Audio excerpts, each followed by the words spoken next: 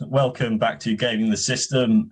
This is the show where four intersectional feminists discuss gaming in all its guises through a feminist lens. This week, we are going to be talking about accessibility and disability in gaming. So there will probably be a lot of commentary that parallels with society at large, because so many issues that the gaming industry face are also shared by wider society. The message that society tends to send to anyone who isn't a cisgender, straight, white, able-bodied man with no illnesses whatsoever is that you don't belong here. This is not a space that belongs to you. And we add that into capitalism as well, that says if you can't work a 9-to-5 job, then you're essentially a drain on society and you're worthless. I wrote down that sometimes you can feel like a dead weight on society. It's terrible for your self-esteem, terrible for your self-worth. And yeah, as the gaming industry, it's not exempt. We've talked about this a lot. It's not exempt from any of the problems of society. So the first thing I wanted to talk with us about is the idea of, do you feel that games give you a sense that you belong? Either as, so I know some of us identify as having some sort of disability or mental illness. I have depression and anxiety and chronic pain. So I was wondering if Alex, maybe to go first, do you feel like gaming is a space where the message is you belong? I think certainly I do feel like that in a lot of ways, but I think looking back on how I felt in childhood, gaming was a way to not necessarily escape my disabled life, but it was to experience things without having to worry about my disability and how discrimination against me was impacting my day-to-day, or barriers in society were impacting my day-to-day. And obviously a lot of that has taken a long time to realise, because I only recently learned about the social model of disability, which is something that explains disability in a way that it's like something that society does to people. So you are disabled by society because of the barriers that are put in your way, whether they be physical, attitudinal, organisational, informational, etc. And it's not that the disability is the fault of the person, which you might have heard as the medical model of disability, which assumes that disability is a person's problem, that they need to be fixed, and that it's their issue to deal with and no one else's. So in a sense, I used gaming to kind of put my disability to one side and not have to think about it. So in that sense, I did feel like it was somewhere that I could belong, because I just put that part of myself to the side. But now, obviously, I think about myself differently, and I'm a lot more accepting of my disability as it being a part of me, because I know about the social model. And I think there is probably, I'm not represented one for one within gaming spaces, but yeah, I still feel like obviously it's a happy place for me to go, but I don't think disability is represented in the same way as other people are in games. Yeah, because we mentioned before that if it's not like many things with women as well, if it's either not represented at all, or when the rare times that it is represented, it's not always a good thing. It's not always represented in a healthy way. So like people with scars and deformities are still often that's a marker that they're evil, or there's something wrong with them. So I think Caroline, you and I, we've both talked about we have depression and anxiety. Do you feel like gaming is a space where you can exist as a whole? Because illnesses are a part of you. They're not something that is bolted on and that you should view as an enemy. They're just part of your experience of life. Do you feel like you can exist in your gaming spaces with all parts of you? Yeah, and I think there is, I think in some ways that the gaming is more of a space for people with mental health issues than it is for people with physical disabilities. I think it is more forgiving as a community in many ways, because for so many people, not that it couldn't be for people who have physical disability problems, but it is more because the games, consoles, etc. are so inaccessible. There are so many barriers that exist. Whereas for people where it's mental health, it's somewhere that you can escape to. It's somewhere that you can easily use that space to explore your emotions almost. I think you've spoken about this a bit, about that, having a space to explore those darker thoughts, those different behaviors as well and stuff like that. And I think that for me, it's always been somewhere where we talked actually last episode, 2 weeks ago, about how there are some nice gaming communities.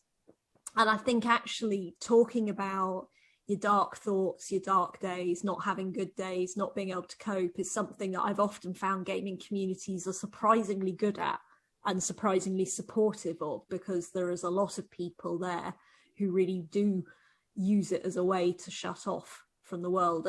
And somehow that distance of a screen, that distance of typing on a screen or over a voice chat or just talking to a total stranger, because sometimes talking to a total stranger about your mental health is actually easier than talking to people you know. And I think sometimes the gaming community can create amazingly supportive spaces for that.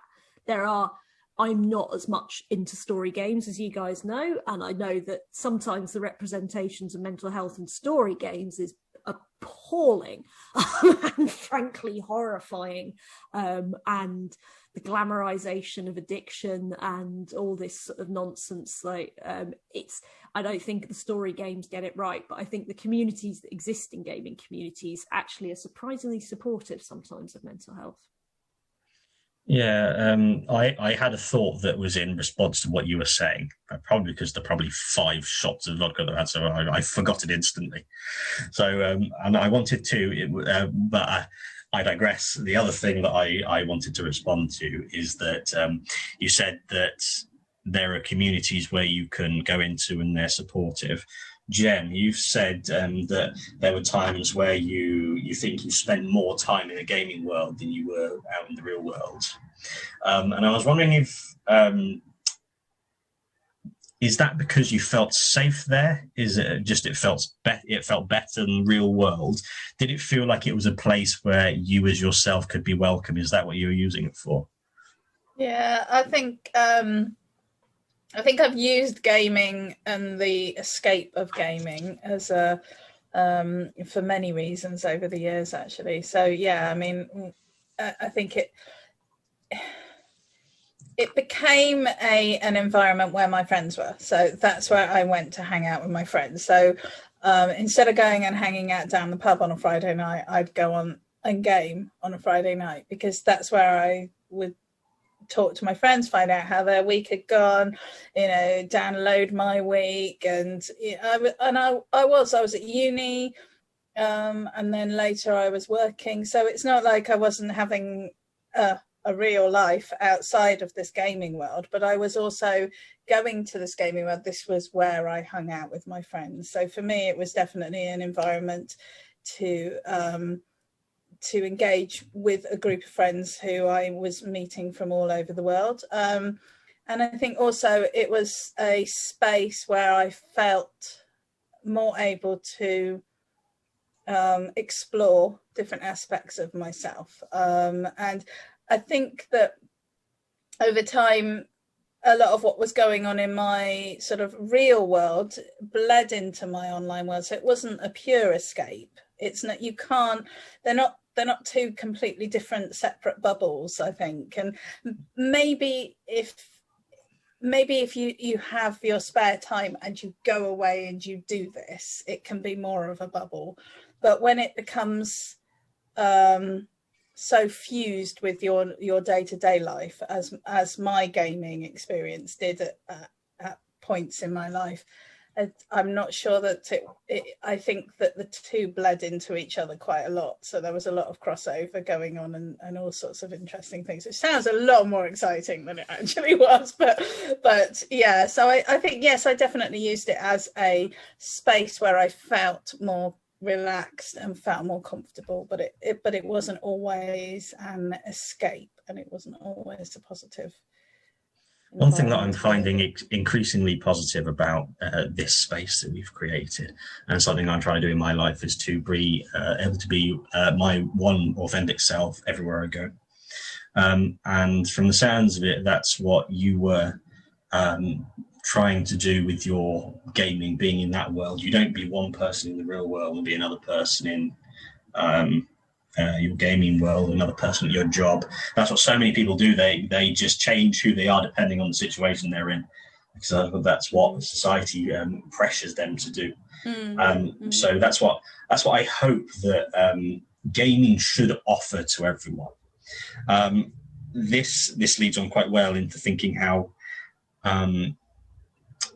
so illness and disability make up parts of you, whoever you might be. They're part of your authentic self, part of your authentic experience. And a lot of the time, say with a 9-to-5 job, you're expected to cut off that part of yourself and fight against it. So I can't work a normal 9-to-5 job because of my illnesses. So I work a gig work as a delivery driver. And I make plenty of money, and it's a lot of fun, and it completely accounts for my illnesses. So that means that I can be my authentic self, go straight from just lying in bed to going out working, and I'm still me. And that's fine. But there's a lot of stigma that's attached to just existing as you are. So if you go to work and say, I can't work today because I'm having a terrible depression day, then the overall message I've always felt is that you're worthless, and that why would the company hire you because of this? You're weak and you're less powerful because of this. And thinking about when this applies to games, you say, I want to play this game on easy, for example. This is a massive thing, a massive trope. People who play games on easy are losers and weak and pathetic. And so, true, though. Yeah, and but you can have a lot more fun, and some people just don't like games, and it's just about your experience, about your authentic experience. So people will tell you, oh, you're a loser if you play on easy, or you go, well, authentically me, I feel like playing on easy and I enjoy it so much more, so fuck you. Fuck you and your standards. This argument, I argue about this of RimWorld a lot. Because my partner always plays RimWorld on one of the much higher difficulties, because he's like, well, no, but you've got to make progress. You've got to progress. And I'm like, I like playing it on Builder. I like Builder. That's what I like out of RimWorld. That's what I get, is that I'm making a whole little community that works. So yeah, completely recognise that. It's such an interesting discussion. I remember, I think it came up like a year or two ago. One of my favourite gaming channels on YouTube, Funhouse, had a whole podcast on that very issue, about whether playing on easy makes you less of a gamer because you're playing on easy. But if it's an option in the game, like, it's an option in the game at the end of the day. So it's designed for all different people to play however they like. And that's the beauty of games, is that you can play them however you like. So you shouldn't be judged for playing it how you want. Yeah, and there's always so much shame in taking the easier route. Yeah. You should try to do it as hard as possible. Jem, you mentioned in the WhatsApp earlier about talking to your husband, who said he was deaf in one ear. Yeah. So thinking about, I found this quote from a man called Josh Straub, who's an accessibility consultant who works in the gaming industry, and he says that there are 4 areas of accessibility. It's fine motor, auditory, low vision, and color blindness. So, and saying how it's about fixing things on a granular, it's not about fixing things on a granular scale, it's about addressing the bigger issue. So you said you haven't had much personal experience, but did he share anything about you of his experience with gaming and his issues? Yeah, I mean, for him, it means that stereo sound doesn't work. So if you're playing, I mean, I played a game years ago that was just profoundly a profound experience for me, called Thief, and they did sequels which weren't as good, but the first one was amazing, and most of the game was creeping around, and you had to listen out for guards and things that you were doing, and the whole game was actually not about killing as much as you could. It was about avoiding getting into combat, but it was done by directional sound. And I was speaking to my husband about it earlier, and I was saying, you know, he was like, well, I wouldn't have been able to play a game like that. You know, he has a special mixer on his headphones so that it puts the sound all through one ear. But it's really difficult to get this kind of stuff, actually, and given how many people, I mean, there's a huge amount of people that suffer from this hear it full loss or partial loss in one ear. So for there to be so little support for it is quite shocking, actually. I looked into it for him because I was going to get him this. I bought him this mixer because I was like, you have to experience games.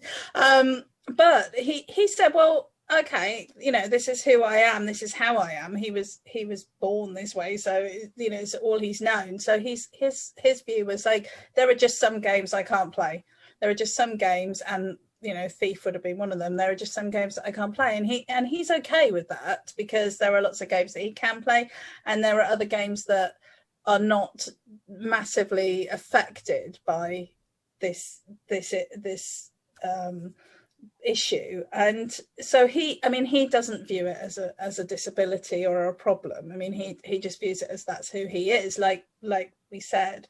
So that's it. So he just accepts that there are some things that he can't do, and that's all right, because there's lots of other things that he can do, and for the most part the games, there is a solution for it. You can get these mixers, and so, but, you know, I really wanted to get surround sound for the TV, but there's just no point, really, because he's the one that's more fussy. I mean, he's incredibly fussy about what he listens to and how and what the sound level is and everything. So, you know, I think it did sort of open my eyes to the fact that, you know, sometimes there are just some things that, but I think that's the case for all of us. I don't think it necessarily is about ability or disability. I think there are just some things, like I really want to play VR games, but I have quite severe motion sickness, so I really struggle with that. And I think it's something I was so excited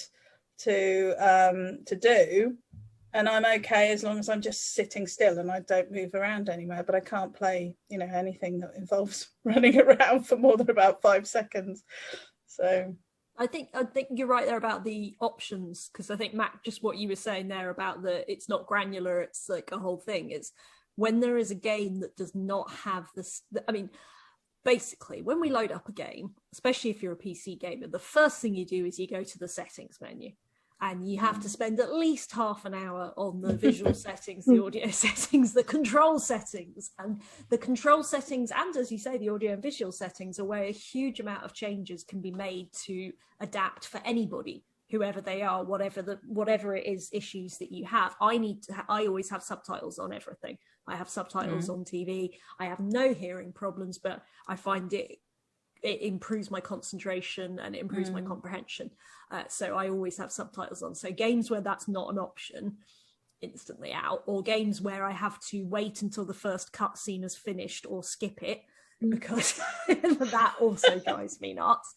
But, you know, other little things, when you were saying about the motion sickness, I actually have that quite often if I haven't played Rust or 7 Days or any of those first person games for a long time. When I go back in, feel very sick. And things like anti-aliasing settings, and sort of there's lots of things you can do in the display settings that actually, with your field of view and all other things, that can make it work for you.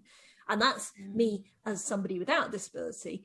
I can imagine that, you know, there are many adaptations that can be made to games, and all it needs is to be a standard across.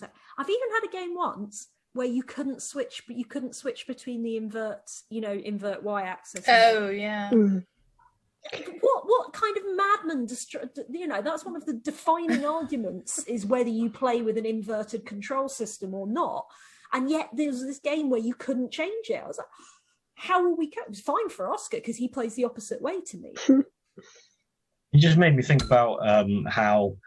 So, Jem, you were saying that you struggle with motion sickness, and it just reminded me of what being able-bodied and being disabled is defined as. It seems like it's defined as a very black and white thing, but the truth is, everyone could become like disabled at any point. Exactly. Like tomorrow, you could be hit by a car, and then all of a sudden, you can't use your hands anymore, and then your gaming is, like, because of the way it's structured for able-bodied people, it's gone for you. And I think also as you age as well, saving me. Yeah. Sorry. As you age as well, obviously, you're more likely to acquire, I don't want to use the term acquire a disability, but essentially your body's degenerating. So you're more likely to pick up hearing loss, sight loss, loss of mobility, loss of fine motor skills, etc. So as you age, I guess you're gradually pushed out of things that non-disabled people would be able to do much more easily. Yeah, on a very low level point, I've been having real trouble with my forearms recently, and it's a nerve thing. If you slump, it stretches all the nerves that stretch from your spine into your arms, and it gives you really bad pain. And it's like repetitive motions do that, bad for it.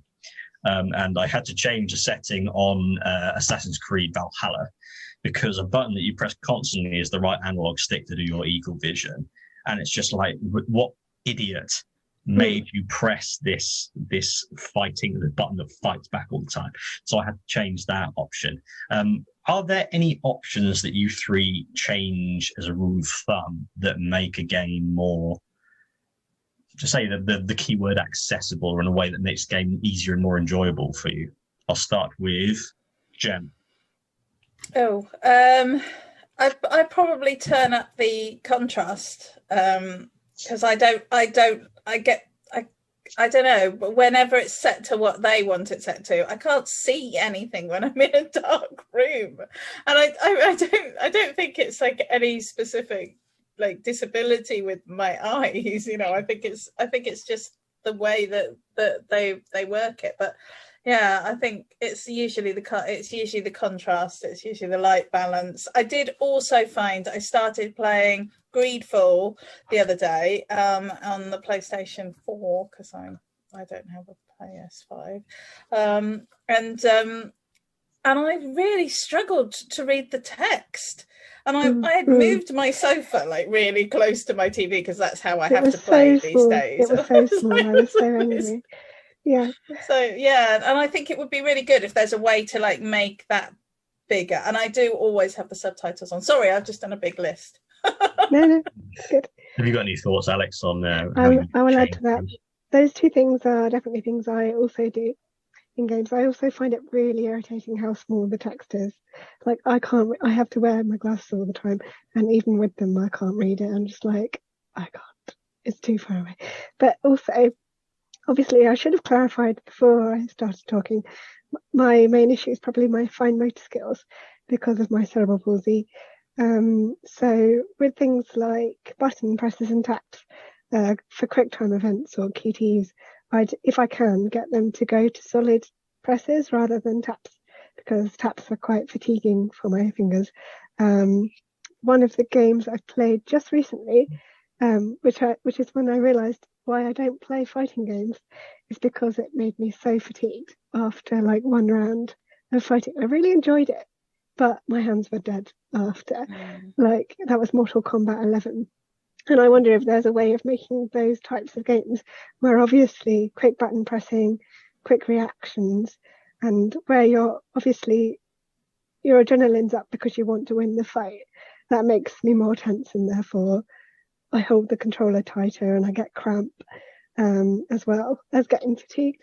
So I don't know if there's a way around making fighting games or games that require a lot of button pressing more accessible. Maybe it is just one of the types of games that I can't play, and I can accept that, that's fine. But yeah, I do wonder whether there is a way around that. We talk a lot about how the idea that we think about esports, that any game could be played competitively and it could be fantastic.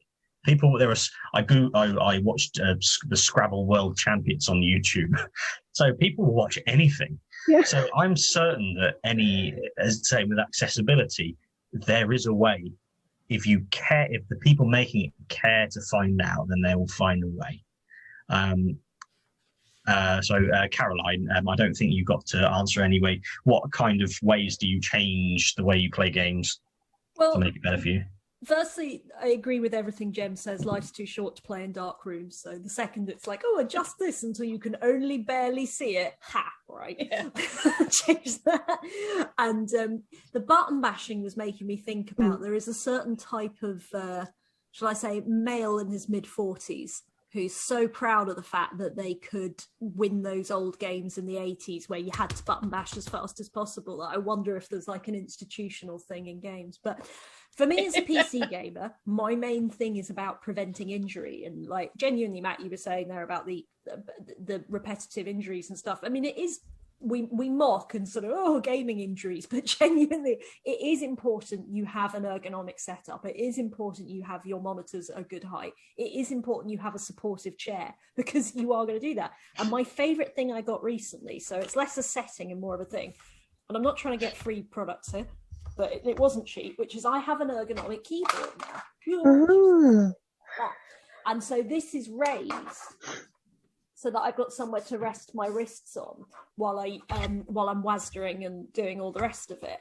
And I actually have found it's made a huge difference in terms of wrist pain. And like if I've been playing hours of just constantly out here, it's because obviously mouse and keyboard gameplay, I think a lot of console gamers, not insulting console gamers, I just want to be clear, but it is a very different shooting setup. And when you are constantly prowling, looking around, making sure no one's about to attack you in a constant alert state with your hands clamped like this over a keyboard and a mouse, it's genuinely, quite painful. And I have a strong family history of arthritis on both sides. And what I don't want to, it was interesting what you were saying, Alex, about, we're all aging. Yeah. And I want to still be able to game when I'm 85. I don't know why I chose 85, 95, 105. Let's all hope for the best. But I do want to still be able to game. And I would hope that I haven't broken myself, but also that that games will allow me to, that the accessibility leaps will be happening, that mean that I can adjust to whatever my body's done by then. You've just brought in a fantastic point that,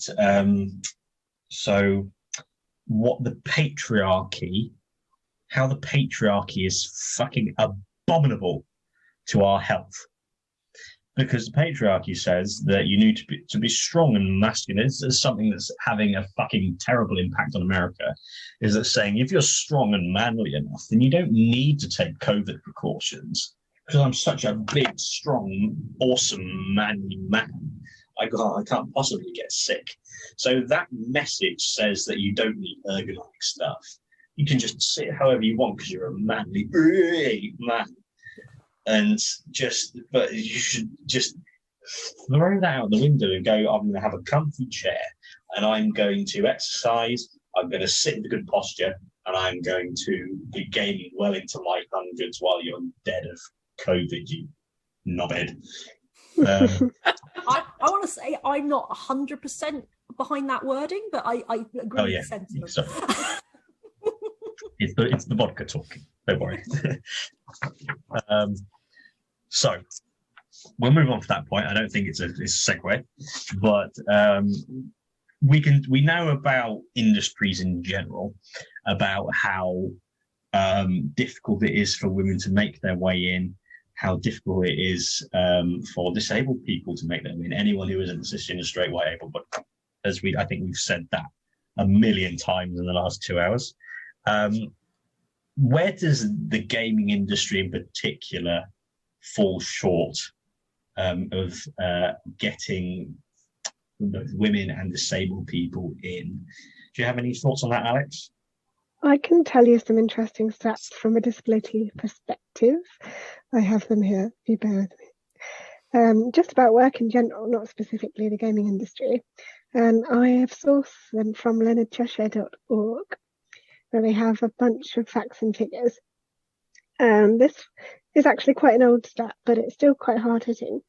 At the age of 26, disabled people in the UK are 4 times more likely to be out of work or not in education compared to non-disabled people. A quarter of employees, so about 24%, say they would be less likely to employ someone with a disability. And 66% of employers say costs of the workplace adjustments are a barrier to employing a disabled person. So that's things like access to work, where you can get adaptions and things like ergonomic setups to help you within the workplace setting. So even though those stats are quite old, they're probably obviously a little bit different, but mostly the same about now. And it just kind of shows how the barrier to disabled people getting into the workplace is just quite large. So perhaps a lot of sectors just don't take advantage or tap the talent that is waiting and ready to come into the workplace there, because obviously there's a whole plethora of jobs within the gaming industry. It's not just making games, designing games. It's also thinking about ergonomics, like we said, maybe designing controllers, designing gaming chairs.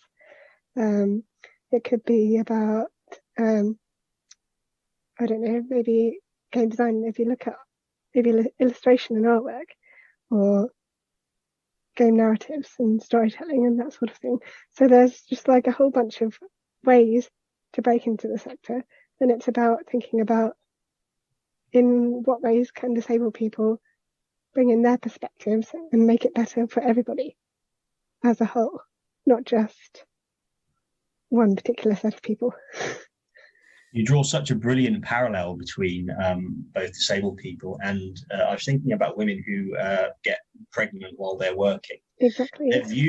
Women are viewed as a liability. Disabled people are viewed as a liability because they think they're just a drain on the resources of something that you're doing them a favour, rather than viewing it as what you're bringing attention to is that they are a source of brilliance.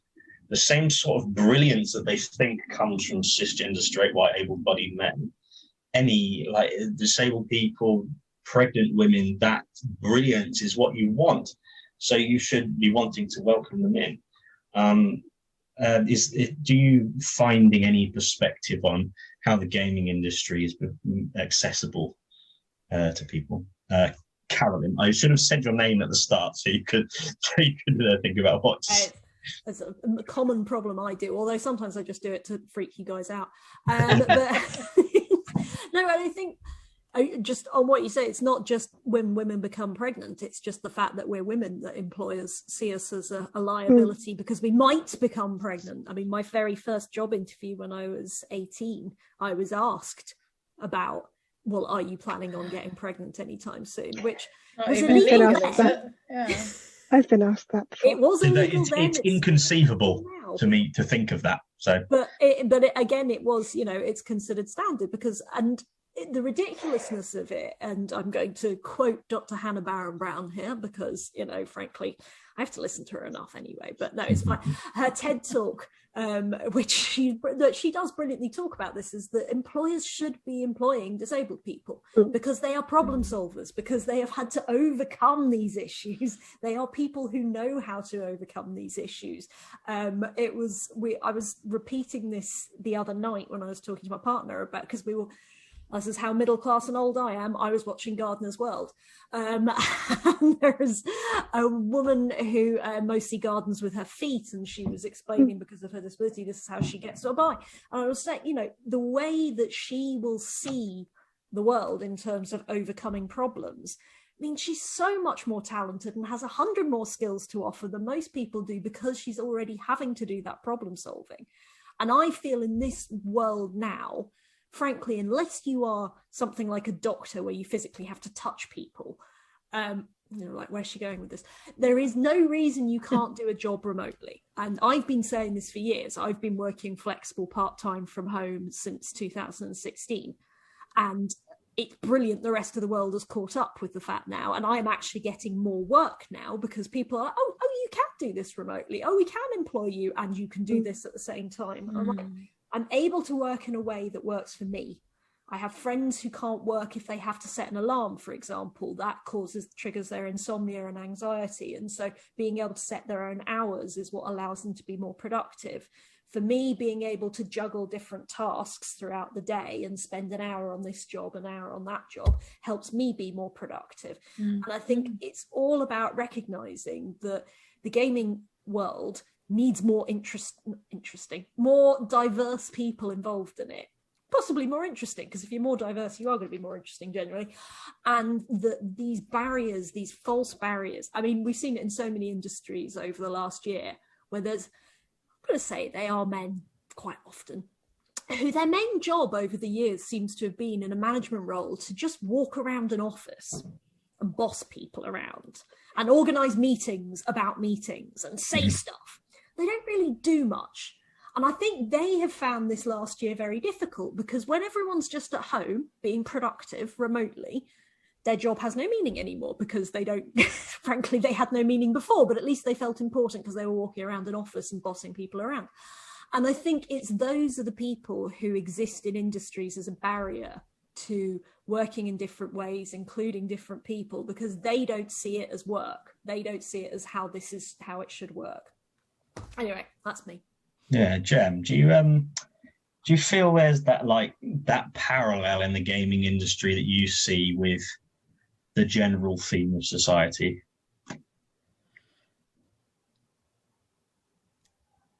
I think that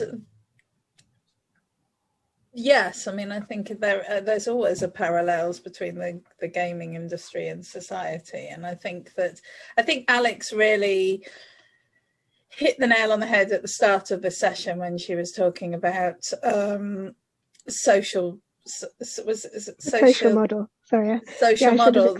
Yeah, which I have heard about, and it's one of those things that kind of comes into my brain and then disappears again. But it's so important, actually. This idea that you know there are practical issues to disabilities, and you know, like my husband's hearing loss, that has a practical issue, or my need for glasses, you know, these are practical issues, but society is then adding another layer on, exactly, causing all of these problems for, you know, it's just compounding the problems that are already there. And you know, we've all talked about how important diversity is in everything, because it just makes everything more encompassing and more fun. And I think that as a society, we should be embracing these issues rather than seeing them as just problems to be surmounted. You know, that the norm, as we talked about earlier, is something that we're all trying to get to, and everything is just something to be fixed. You know, sometimes things aren't to be fixed. I had a very long conversation with my husband about this the other day, actually, about, you know, that we're always talking about, you know, like things like, say, autism, you know, that's something that is a problem, is a thing to be fixed, a thing to be managed. But actually, it's just a personality trait, really. A different way of looking at things. Yeah, it has a whole heap of issues around it that need to be considered, but you know, we don't need to think of it as an illness that needs to be solved, or a problem that needs to be solved. And I've done quite a lot of writing for a occupational health company, and a lot of that has been about well-being, and a lot about you know, like how to make workplaces more inclusive, friendly, really. Yeah. and it's always about, you know, what are the problems and how do we do it? And the companies are always saying, oh, we've got to spend money on this. This is too much hassle. This is too difficult. And yet all of the evidence says that, you know, that happy, healthy, engaged employees are more productive. They will earn you more money. They will be off sick less. They will be more engaged. They will be more involved. And I think this is the thing, is yes, you may have to facilitate. You may have to add in extra programming to facilitate computer games, but then you're going to sell a load more games to a whole bunch of people who before were excluded. So I do think we need to change our attitude really on the whole inclusion and exclusion. I don't know if that answered your question. I'm just going to jump on the end of that point. Also, once you've done the initial legwork to get support in place and equipment in place, that's going to be there then for the next person that comes into the role.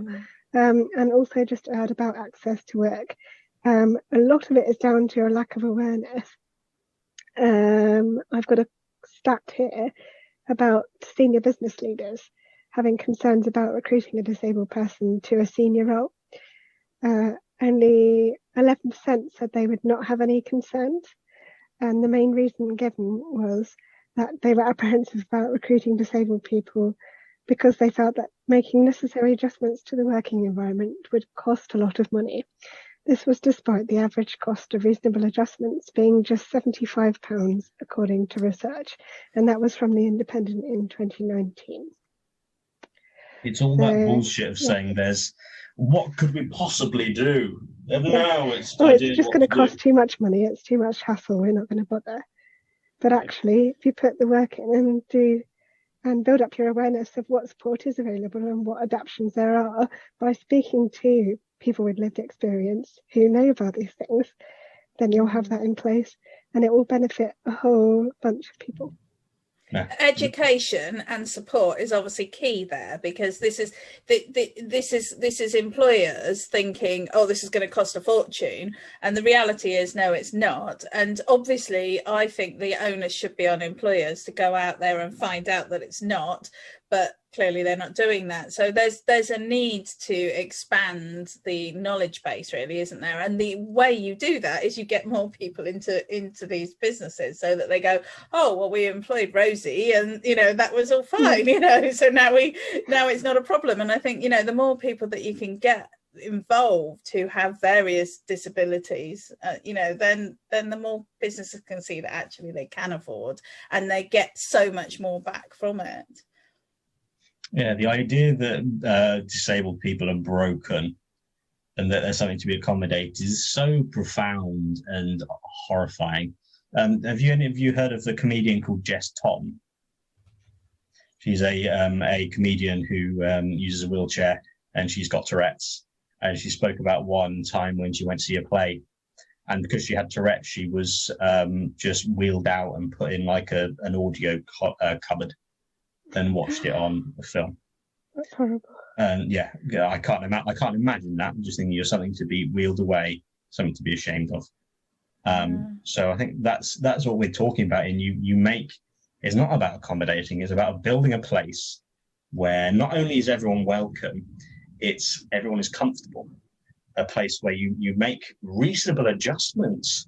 That's just just add a little bit. And you think if you've got if you open yourself out to 100% of the people who could work in your field, then you can take the best of that, no matter what the stripe they may be. But if you go, I'm only going to go with the able-bodied, the people who look like me, the people who I like the look of, you're going to end up with a large percentage of just mediocre people who are going to provide mediocre results. So I think we'll go with, I think we've got time for one more question, and then we'll go on to the wild card. When we have problems, a massive problem with patriarchy, and particularly with men, and we're seeing this with a lot of like the not all men movement, the people who come about go when it's International Women's Day, or World International Men's Day, or the contrarian people who just they don't care. And the way you get people to care is to foster empathy for people who you don't understand their experience. So I'm wondering is there a way that through gaming we can foster that sense of empathy? Because like we were saying earlier, anyone can be disabled at any time. And people just don't think about it because it's a horrible thing to think, oh, if I was in a car crash. But I think with my minor forearm problems, I was thinking, shit, what if I got hit by a car and I couldn't use my hands anymore? That would rob me of the gaming world that I rely on to give me so much positivity. Caroline, can you think of ways that through gaming we can foster that sense of empathy? I think that it's when you say through gaming, I think one of the joys of gaming is because of the immersive nature of it, through telling good stories, through telling good events and making people feel in worlds, there is an opportunity for fostering empathy. And I mean, I'm very aware that for years I was shit on supporting disability and understanding the depth, and I think so many people are, the depth of barriers that exist to the disabled community in this country. And I mock her all the time because she's a lovely friend, but Dr. Hannah Barron-Brown was hugely influential in this changing, because in 2019, her and I ran an election campaign together in Leeds, and she was the candidate, I was running the campaign, and suddenly everything I thought I knew about running a campaign was different. I couldn't send the candidate up to knock on people's front doors because Hannah's wheelchair isn't going to get up to most people's front doors. In fact, most people's front doors are up some steps behind a gate. They have gravel that's not very good unless you have one of a really super swanky wheelchair. Didn't realise as well in those days that, Hannah had to crowdfund for her first wheelchair and has spent years saving up for her later ones. The fact that you don't just get a super swanky wheelchair if you need it. No one just gives you a wheelchair. No. Well, yeah, you could appeal to charities, but that's charity. So. Yeah, but it's like, if you want to get a really cool one, like, Hannah's is basically like Dr. Charles Xavier's. So I know, it's fancy, isn't it? And we would go to pubs, we would organise, let's all meet up at a pub so that voters can come and talk to the candidate. And of course, no pub is accessible. Finding a properly accessible pub, or you will ring up the pub and they'll say, yeah, we are accessible. Turns out they have a ramp that they haven't taken out of a cupboard for 15 years. Nobody knows how to operate. Or on one occasion where they had an electric thing, they actually got Hannah stuck in it. We were trying to leave the pub and they couldn't get the key to turn it down, and they just said, oh, hang on, we'll be back, and walked off. And so for 15 minutes, Hannah and I were just standing next to a wheelchair lift going, well, this is shit. And when we actually went to the council for the briefing and said, is the council chamber accessible? We were told, nobody's ever asked us that before. Now, obviously, you're like, what's this got to do with gaming? And I think the point is that the same is true of gaming. I know people who said to me, I've never been able to game because of my cerebral palsy. It was somebody else who said that the controllers have never worked for me. And there are some great organizations out there doing their bit to try and make it work. But the social model of disability is so powerful because it's saying, it's not that you're putting these barriers up, you as a society are putting these barriers up. So I think the way that gaming can help is to look at what barriers are we putting up. Yeah, Jem, do you feel like gaming feeds into your empathy, like for other people?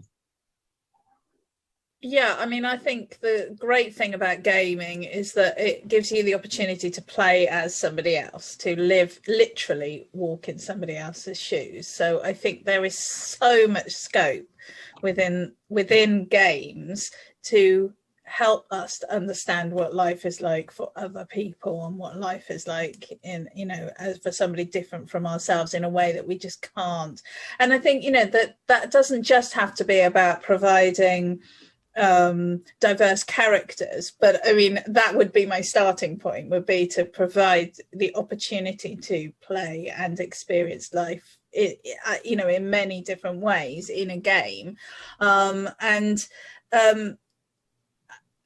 it's also about having the opportunity to role play in a game, and role play is I think some people feel a bit like ooh about it, because I think most people have come across it in you know, uncomfortable scenarios where you're having to role play out something in the workplace or at, you know, at school or something like that. And I think, you know, or it's like really geeky because it's people dressed up with elf ears and, you know, great big swords and things like that. So I think there's a bit of a discomfort about it. But you know, when I used to game, I played different characters and I explored different aspects of my personality and the ways that I wanted to be, and I could go on and I mean, one of my characters that I played in World of Warcraft, I did an entire blog based on her experiences and how she viewed the world. And although she didn't have any disabilities, she was a little gnome, so she was tiny, and she hung out with an elf warrior who was enormous. And a lot of the stories that we talked about were about the size difference and the experiences of, you know, him being this big and her having to keep up and, you know, hiding in places where he couldn't fit and she couldn't, you know, and all of this. And so it gave me an opportunity to explore what life would be like, you know, in this completely fictional character. And I think so from an empathy perspective, I think it's a really good way for us to, just like reading gives us the opportunity to explore other people's lives. I think gaming gives, and it because our emotional response doesn't recognize that it's just pretend, the more engaged we can get in a game, the more we can feel it. So then we can feel in our core what it's like to be this person. And no, it's never going to be exactly the same as that person's experience, but it might give us the ability to look at them and go, hey, do you know what? I might make my workplace a bit more accessible for these people. You know, I might consider what it might be like not to be able to see or to have a mental illness or, you know, whatever. I mean, there's all sorts of things. And I think it just gives us, there's a huge scope that can already be explored within the existing games, but could also be factored in when people are designing games going forward. Yeah, Alex, is this something you're finding, that empathy is something that gaming has allowed you to cultivate more, and that thinks that it could cultivate someone to your experience of life? I certainly think so, yeah. I'm going to mention a couple of things. There was an indie game that came out, or is coming out recently, about you play as a woman with Alzheimer's. I forget the name, but it looks really good. So I'd build on that sort of model and maybe look across the whole spectrum of disability, because obviously, just because I have cerebral palsy doesn't mean that I automatically understand every disability there is and what life is like for, say, a visually impaired person or a deaf person or a person with a learning disability. I have no idea.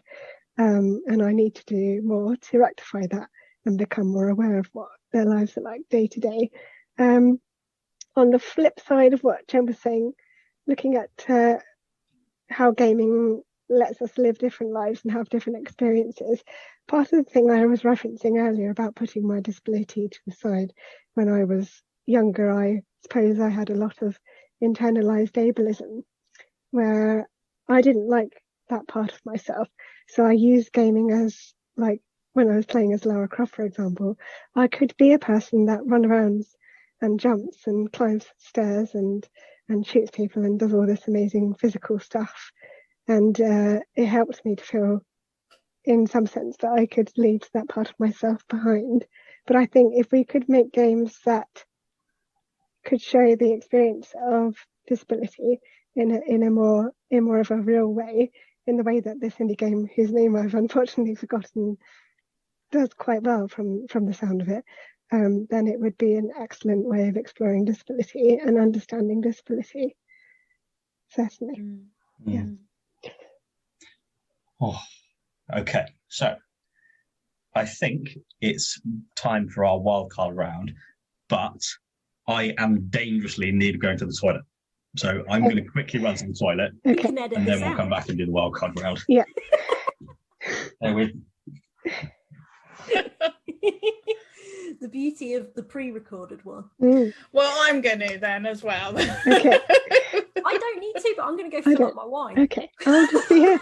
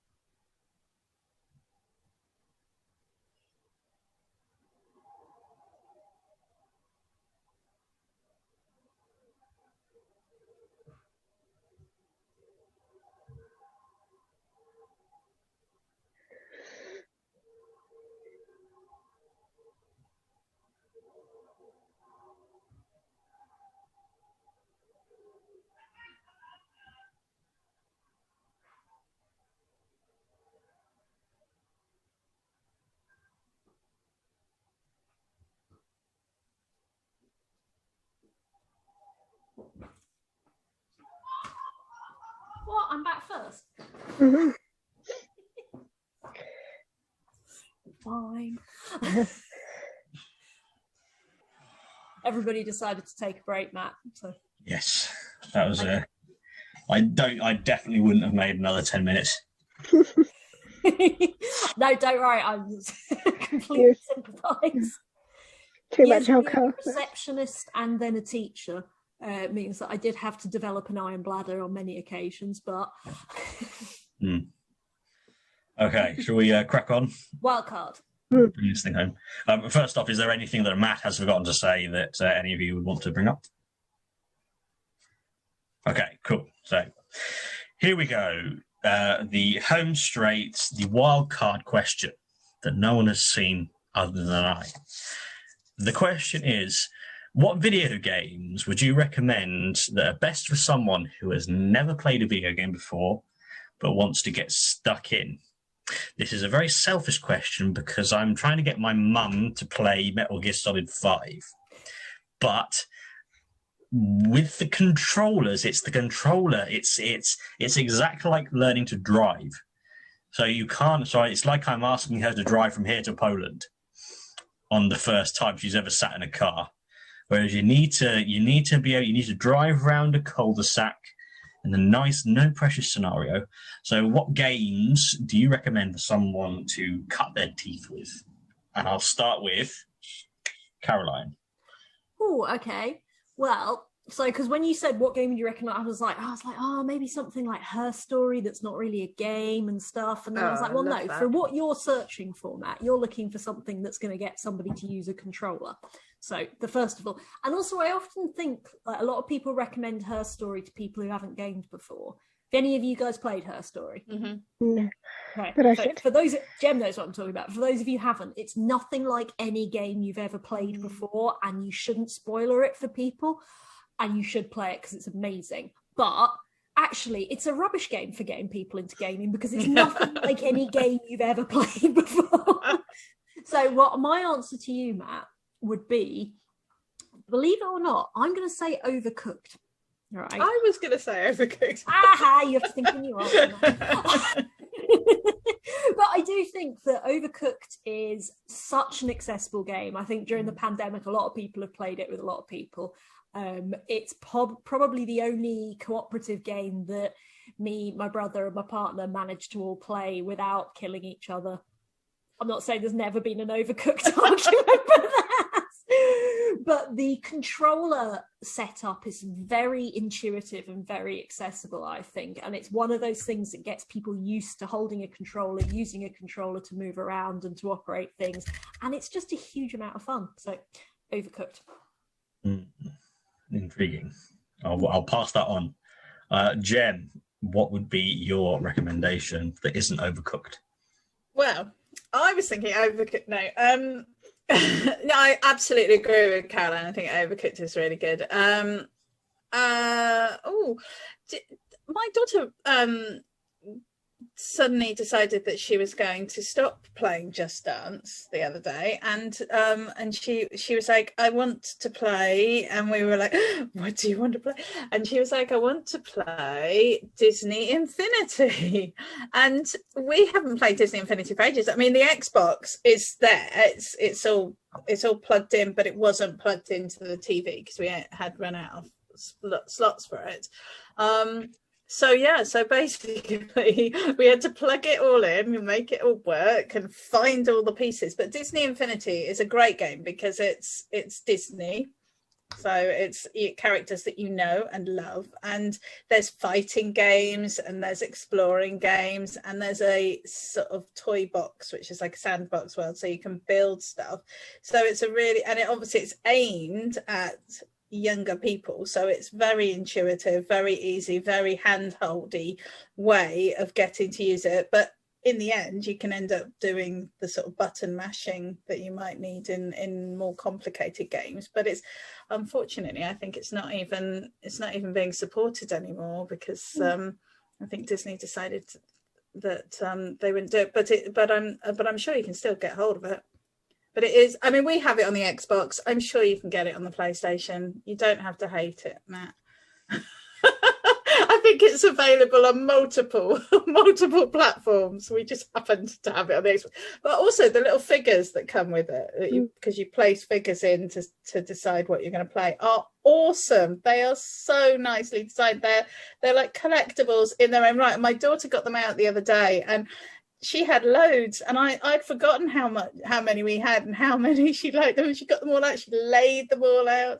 So she was playing it when she was 8, and she picked it up again the other day. She's 13, so it's clearly a timeless game, and it was really fun to watch. Talking about Xbox, I was thinking of doing an April Fool where I said I thought that the PS5 is actually quite underrated, so I sold it and bought an Xbox One instead. But I couldn't even bring myself to say the words. Carry it off.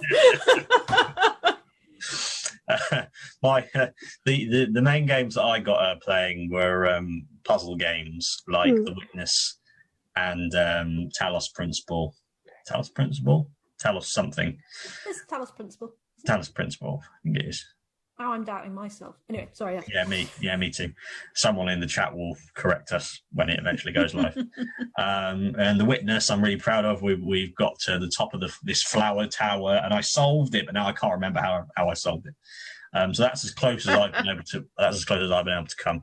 Alex, what do you think my mum should do? Well, my suggestion would be, since you have the massive good fortune to own a PS5, Astrobot. Really? Because the gameplay around that is basically to show off the controller. It's all about utilising the features of the PS5 controller, and it goes through those step by step, I should imagine. So it would be a good one to do, and it's cute and fun, and all about PlayStation, so you'd love it. And it's already pre-installed on the PS5 already, anyway, so you have no excuse. But yes, because I desperately would love to play it, but cannot. I was thinking about something like Abzu. Yeah. I was wondering, is Abzu, do you find that simple?